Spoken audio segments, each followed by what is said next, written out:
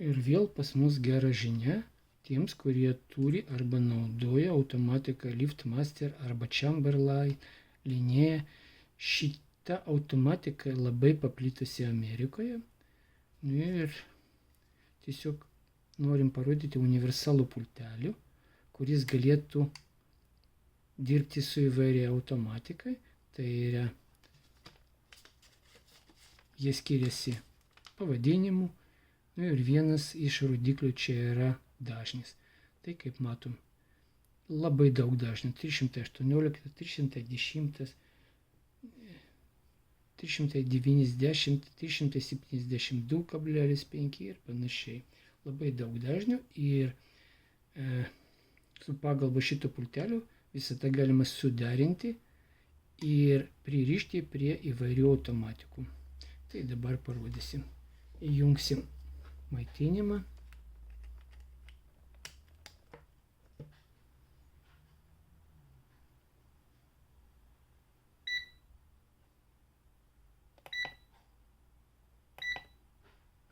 Tai dabar parodysim, koks čia dažnis pas mus 315.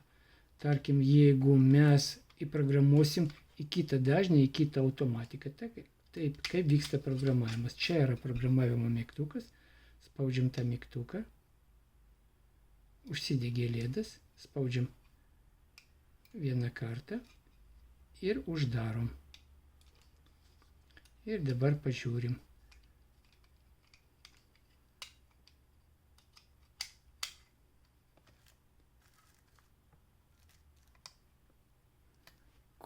Dažnis pasikeitė, matom, kad jis jau gali draugauti su visiškai kita automatika. Ir dabar pažiūrėsim, ką pas mus įrašyta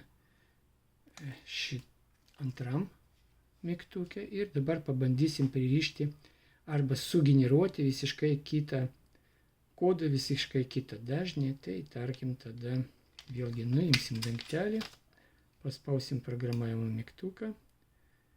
Užsidegė lėdas ir 17 paspaudimų.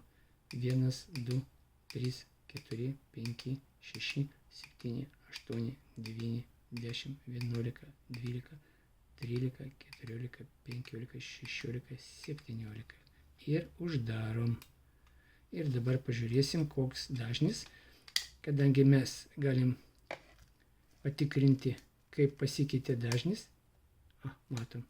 Labai tiksliai 372,5 arba 4. Čia bus visiškai kitokia sistema, tai taip lengvai programuojasi. Čia galima prie veidrodėlių. Tiesiog labai puikus pultelis. Aišku, jis šiek tiek didelis, palyginti su normalu pulteliu jis atrodo taip. Bet dabar galim suderinti prie tos senos automatikos iš LiftMaster arba Chamberlain gamintojų.